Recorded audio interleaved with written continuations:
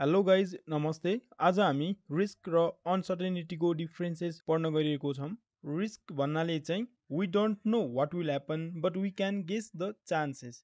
के हुनेवाला छ त्यो त थाहा छैन, तर के होला अथवा के नहोला त्यसको चान्सेस चाहिँ हामी थाहा पाउन सक्छौँ। तर अनसर्टेनिटी भन्नाले चाहिँ के हुनेवाला छ त्यो पनि थाहा छैन र त्यो हुने वा नहुनेको सम्भावना कति छ त्यो पनि थाहा छैन। यसको मतलब रिस्कको केसमा चाहिँ आउटकम्सको प्रोबेबिलिटी क्यालकुलेट गर्न सकिन्छ, तर अनसर्टेनिटीको केसमा चाहिँ कुनै पनि प्रोबेबिलिटी निकाल्न सकिँदैन। त्यसो भए अब रिस्क भएको ठाउँमा चाहिँ कसरी डिसिजन लिने त भन्दाखेरिमा decision are based on data, experience and analysis. यानि कि हामी प्रोबेबिलिटी थ्योरीहरू लगाउँछौँ, अनि त्यहाँनिर डाटाहरूसँग खेल्छौँ, अनि पास्ट एक्सपिरियन्स हेर्छौँ र एनालाइसिस गरेर डिसिजन लिन्छौँ। तर यदि कुनै ठाउँमा अनसर्टेनिटी छ भने त्यो केसमा त हामी डाटा एनालाइसिस गर्नै सक्दैनौँ भने त्यो केसमा हचुवाको तालमा नै काम गर्ने हो, यानि कि गेस गर्ने अथवा हाम्रो बिलिफ जे छ हामीलाई ठिक लाग्छ भने गर्ने, होइन भने नगर्ने।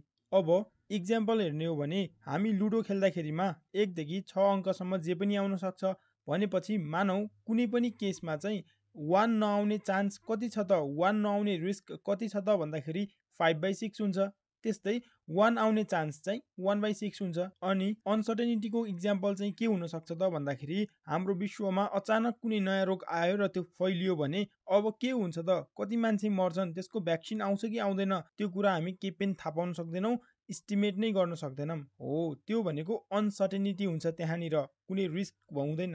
अब अनसर्टेनिटीको इक्जाम्पल हेर्ने हो भने मानौ कुनै एउटा अननोन डिजिज 81 वर्ल्ड वाइड आयो भने त्यो बेलामा त्यसको इफेक्ट के हुन्छ, त्यो कहिलेसम्म रहन्छ भन्ने कुरा कुनै पनि हामीलाई थाहा हुँदैन, त्यसको कुनै प्रोबेबिलिटी निकाल्न सकिँदैन। त्यो सिचुएसनलाई चाहिँ हामीले अनसर्टेन भन्ने भयौँ। त्यसो भए यिनीहरूको नेचर कस्तो हुँदो रहेछ त भन्दाखेरिमा रिस्कको केसमा चाहिँ रिस्क चाहिँ मेजरेबल हुन्छ, म्यानेजेबल पनि हुन्छ र अलिकति प्रिडिक्ट पनि गर्न सकिन्छ। तर अनसर्टेनिटीलाई चाहिँ हामीले मेजर पनि गर्न सक्दैनौँ र प्रिडिक्ट पनि गर्न सक्दैनौँ।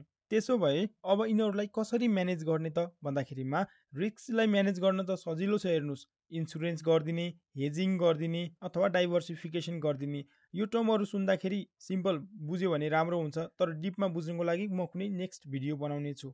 तर अनसर्टेनिटी चाहिँ यति सजिलै म्यानेज गर्न सकिँदैन, किनकि अनसर्टेन भनेपछि त के हुन्छ नै थाहा छैन कि हामीलाई। भनेपछि अब एउटा अलिकति फ्लेक्सिबल एकदमै वाइड प्लान बनाएर अनि हुन सक्ने आउटकमको लागि चाहिँ प्रिपेयर गरेर चाहिँ हामीले अनसर्टेनिटीलाई म्यानेज गर्न सक्छौँ। घटाउनै सकिन्छ भन्न सकिँदैन है त। अब यिनीहरू चाहिँ कुन कुन फिल्डमा प्रयोग गरेको देखिन्छ भन्दाखेरि रिस्कलाई चाहिँ प्राय फाइनेन्सको फिल्डमा, इन्सुरेन्सको, एकाउन्टिङतिर प्रयोग गरेको देखिन्छ भने अनसर्टेनिटीको कुराहरू चाहिँ प्राय हामी इकोनोमिक्सतिर, एन्टरप्रेनरसिपतिर र पोलिसी डिसिजनतिर देख्छौँ। ओके गाइज, यदि भिडियो मन परेमा सब्सक्राइब गर्न नबिर्सिनु होला। Thank you.